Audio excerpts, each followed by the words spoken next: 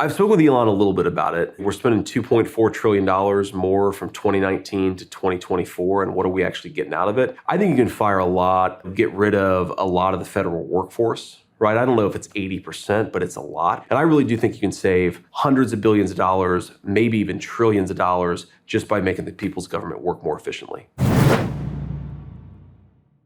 Let's talk about government reform. Yeah. So a big one. Looks like Elon is going to be on the cabinet and yeah. will be in the charge on the government efficiency department, if that's what you call it. Yep. How do you see, have you spoken with him about the plan, how he's going to do it? Well, I've spoken, you mean with the president or with Elon?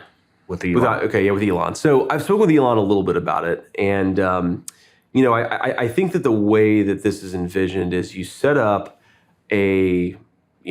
you set up an organization with very smart people from the private sector and a few smart people from government, and you go in and you say, how are we going to fix all the broken inefficiencies? And the thing that's complicated about this, man, is it's going to look much different in, say, the Department of Defense versus Social Security, right? Like one of the biggest problems in Social Security is fraud. You've got a lot of illegal aliens. I've actually had friends of mine who have had their Social Security account drawn down, and then when they go to the IRS says, oh yeah, an illegal alien used your Social Security number, but we're not allowed to reveal that person's information. A person who's using your Social Security number to defraud you, your own government is saying, we can't tell you who that is, right? Are you serious? I'm dead serious. I mean, crazy stuff is happening out there in this country. So you got to fix that problem. Now that's a Social Security fraud problem. Now at the Department of Defense, right, we've got it's not, so much a fraud problem as it is a procurement problem. So you ask yourself, like, how do we end up paying 6 times what the Chinese are paying for ships? Or why are we paying 5 times what the Russians are paying for artillery shells? You need somebody to go in there and actually fix that procurement process. And the honest answer, man, and I hate to say it because a lot of these companies do important work, like we want our troops to have the best weapons. There are a lot of companies that are getting really rich because Uncle Sam is run by idiots, right? And so you go in and you fix that procurement process. You do less procurement based purely on what something costs and more procurement that tries to, force companies to be a little bit more efficient. So there's a lot that you can do there. And you just got to go department by department. And what makes it complicated is, again, each department is a little bit different from the next one. And I think you just got to, for 4 years, go one right after the other and make this country's government more efficient. I mean, let me give you a statistic, just absolutely insane. So 2019, this government spent about $4.4 trillion, right? That's a lot of money. In 2024, our government will probably spend close to $7 trillion. Okay, so 4.4 to 7, $2.6 trillion of additional spending. A little bit of that is Social Security because you have an aging population. Some of that's fraud, right? Illegal aliens committing fraud. A little bit of that is Medicare because, again, you've got an aging population. But of that $2.6 trillion that we're spending, that's just in 4 years, dude. 4 years, $2.6 trillion. Probably $2.4 trillion of it has nothing to do with Social Security, nothing to do with Medicare. There's a lot of waste, there's a lot of fraud, and there's a lot that we can fix in that $2.4 trillion. Save people a lot of money, allow the private sector to grow instead of destroying the private sector, and also hopefully give people some of their hard-earned money back, because if their government's wasting trillions of dollars, who's paying for that? You are, and I am.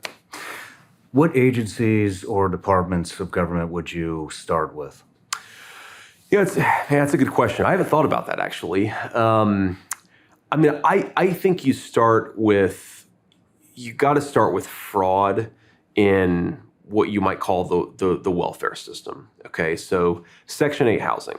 Okay, and I believe, by the way, that if somebody's down on their luck, they lose their job. You don't want kids being homeless. Okay, but that program should exist.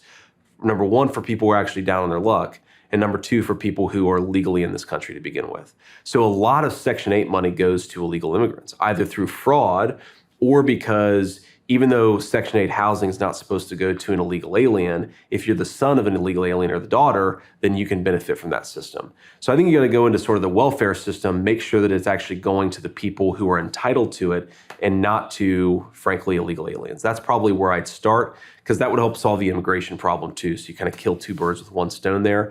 Man, I think the defense procurement process is really broken. And what it means is that we have a lot of weapon systems that are outdated, and we're not doing as much technology innovation in what we're giving our troops. I mean, you know this better than anybody, but like whether we win the war of the future is in large part a technology battle, right? You don't want our troops out there waving around knives when the other guys have guns. You know, there's a lot of cool stuff happening in drone technology. There's a lot of cool stuff happening in underground, or I should say underwater submersibles, unmanned submarines. Like, we should be giving our troops the best stuff. But to do that, you've got to fix how the Defense Department actually buys weapons to begin with. What about IRS, CIA, FBI? Yeah, so I don't think the CIA wastes a ton of money. So that's not an efficiency problem, but I think it's corrupt, right? That's just a basic, like, there's lawlessness within our intelligence services. We know this after the 2016 Russia hoax. I mean, we have to remember there are actually members of the intelligence community who are leaking stories to CNN that, like, Donald Trump was paid off by the Russians. Totally fabricated. None of those people have been fired. And they ran the same playbook in 2020. Remember the Hunter Biden laptop story, that they used our own intelligence services to justify big tech censoring that story, right? Why did Google, Facebook, Twitter, why did they all censor that story? Because some of the members of our own intelligence services, the FBI, the CIA, were telling them, you're not allowed to run this story because it is Russian disinformation, right? So you have to fix that problem. I don't think you save a lot of money doing it, but you make the people's government work better, which is maybe the most important thing.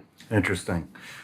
With your discussions with President Trump and Elon Musk, is there any estimation on what percentage of the government we can see go away? I think when he took Twitter, it was what, he cut 80% of the workforce? Yeah, that's right. That's right. What can we expect within our own government? I go back to that number of, okay, we're spending $2.4 trillion more from 2019 to 2024, and what are we actually getting out of it? I think a lot of that money. You can make a lot of that money go away. Or I shouldn't say go away, you can give it back to people who actually earned it rather than have it being misspent by government bureaucrats.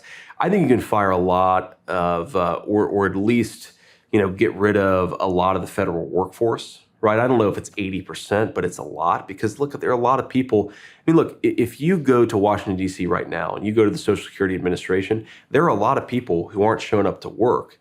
And you know why they're not showing up to work is COVID.